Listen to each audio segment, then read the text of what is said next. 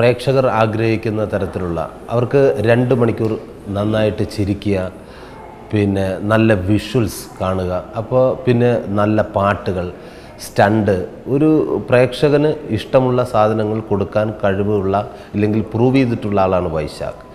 അപ്പോൾ അതുകൊണ്ട് തന്നെ ഈ ക്രിസ്മസിന് നമ്മുടെ കസിൻസ് എന്ന സിനിമയും അതുപോലൊരു ക്ലീൻ എൻ്റർടൈനർ സിനിമ തന്നെയാണ്. അതല്ലാതെ അതിൽ കഥയെക്കുറിച്ച് ആലോചിക്കാനോ ഗഹനമായിട്ടൊരു ഉദാത്തമായ സിനിമ എന്നൊന്നുമില്ല. അത് ജനങ്ങൾക്ക് ഇഷ്ടപ്പെടുന്ന ഫുള്ളായിട്ട് ത്രൂ ഔട്ടായിട്ട് ചിരിക്കാൻ പറ്റുന്ന കുട്ടികൾക്കും മുതിർന്നവർക്കും എല്ലാവർക്കും ഒരേ സ്വരത്തിൽ ഇഷ്ടപ്പെടുന്ന ഒരു സിനിമ തന്നെയാണ്. കണ്ട പ്രേക്ഷകർ അങ്ങനെ തന്നെയാണ് വിളിച്ച് ഞങ്ങളോട് പറയുന്നത്.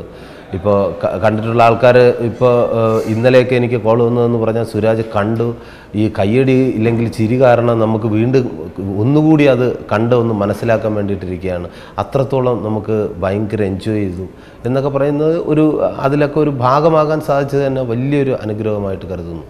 മലയാള സിനിമ ഒരു ചെറിയ ഇൻഡസ്ട്രിയാണ്. പക്ഷേ എന്നിരുന്നാലും ഈ നമ്മൾ വിദേശ സിനിമകൾ ഇവിടെ വന്ന് കാണുമ്പോൾ അയ്യോ ഇത്രയും ഗംഭീരം, അപ്പോൾ എന്തുകൊണ്ട് നമ്മുടെ പ്രേക്ഷകർക്ക് ഇതുപോലെ ഗംഭീരമായിട്ടുള്ള പിക്ചറൈസേഷനും ഇല്ലെങ്കിൽ ലൊക്കേഷൻസും ഇതെല്ലാ ചേരുവകളും കൂട്ടിയ ഒരു പടം എന്തുകൊണ്ട് നമുക്കെടുക്കാൻ സാധിക്കും, കളക്ട് ചെയ്യും എന്നുള്ള വിശ്വാസം ഉള്ളതുകൊണ്ടാണല്ലോ.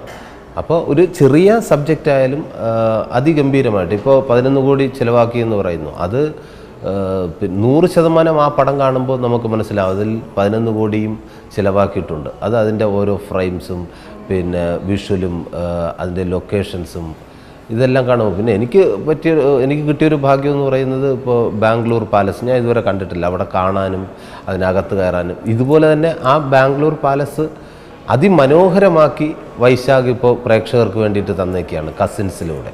അപ്പോൾ അതൊക്കെ നമുക്ക് തിയേറ്ററിൽ ഇരുന്ന് കാണാനും വീണ്ടും ആ സ്ഥലങ്ങളിലേക്ക് പോകാനും ഉള്ളൊരാഗ്രഹം തോന്നുക എന്ന് പറയുന്നത് ഡയറക്ടറുടെ വൻ മിടുക്ക് തന്നെയാണ്. അത് ശരിക്കും കസിൻസ് എന്ന സിനിമയിൽ ഇപ്പോൾ അതിൻ്റെ സ്റ്റോറി പറയുകയാണെങ്കിൽ നമ്മൾ കസിൻസാണ്. അതിൽ ഒരാൾക്ക്, അതായത് ചാക്കോച്ചൻ ചെയ്യുന്ന ക്യാരക്ടർക്ക് ഒരു ജീവിതത്തിൽ ഒരു അസുഖം പിടിപെട്ട് ഇല്ലെങ്കിൽ എന്തെങ്കിലും ആക്സിഡൻറ്റ് സംഭവിച്ചിട്ട് കുറച്ച് വർഷം ഡിലീറ്റായിട്ട് പോവുകയാണ്. അപ്പോൾ അതിനെ റീകളക്ട് ചെയ്യാനായിട്ട് ഇങ്ങനെ സംഭവിച്ചു. അപ്പോൾ അത് തിരിച്ചു പിടിക്കുന്നതിന് വേണ്ടിയിട്ട് നമ്മൾ നടത്തുന്ന കസിൻസ് ടീമുകൾ നടത്തുന്ന ഇല്ലെങ്കിൽ ബന്ധുക്കളായ കസിൻസ് നടത്തുന്ന ഒരു ട്രാവലിംഗ്, ആ ട്രാവലിലൂടെ അദ്ദേഹത്തിന് ഒരു ശ്രമമാണ്. അത് പരിപൂർണമായിട്ട് വിജയിക്കുന്ന സ്ഥലത്താണ് സിനിമയുടെ പര്യവസാനം. ഇതിൻ്റെ ഇടയിൽ ഇപ്പോൾ നമ്മൾ ഗ്രൂപ്പായിട്ട് ഒരേ ഏജിലുള്ള ആൾക്കാരാണ് നമ്മൾ കസിൻസ്.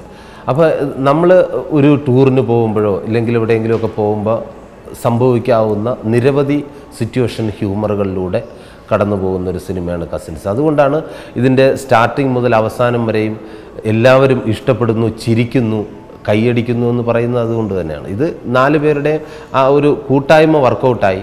പിന്നെ ആ തരത്തിലുള്ള ഹ്യൂമറുകളേ ഉള്ളൂ, ഇതൊന്നും അടിച്ചേൽപ്പിക്കുന്ന ഹ്യൂമറൊന്നുമില്ല, എല്ലാം സിറ്റുവേഷനിലൂടെ. പിന്നെ അതിൽ വെള്ളത്തിൽ കുളിക്കാൻ പോകുന്ന സീക്വൻസ് അതൊക്കെ സ്വാഭാവികമായിട്ട് സംഭവിക്കുന്നതാണ്. ഇപ്പോൾ നമ്മൾ 4 സുഹൃത്തുക്കളില്ലെങ്കിൽ 4 അത്രയും ഒന്നും മനസ്സിൽ വയ്ക്കാതെ ഒളിപ്പിക്കാതെ അങ്ങോട്ടും ഇങ്ങോട്ടും സംസാരിക്കുന്ന അവർക്കൊക്കെ ചിലപ്പോൾ ഒന്ന് കുളത്തിലെടുത്ത് ചാടുമ്പോൾ ഒന്നിടാതെ ഒന്ന് ചാടി നോക്കാം, സംഭവിക്കുന്നതാണ്. അപ്പോൾ അതിന് എഗെയിൻസ്റ്റായിട്ട് ഇല്ലെങ്കിൽ വേറൊരാൾ കടന്നു വരിക, അവിടുന്ന് രക്ഷപ്പെടുക, ഇതൊക്കെ ജീവിതത്തിൽ സംഭവിക്കാവുന്ന കാര്യങ്ങൾ മാത്രം ഉൾക്കൊള്ളിച്ചുകൊണ്ടാണ് അതിലെ ഹ്യൂമറുകളും ഒന്നും ഏച്ചു കിട്ടിയ ഒരു ഹ്യൂമറുമില്ല.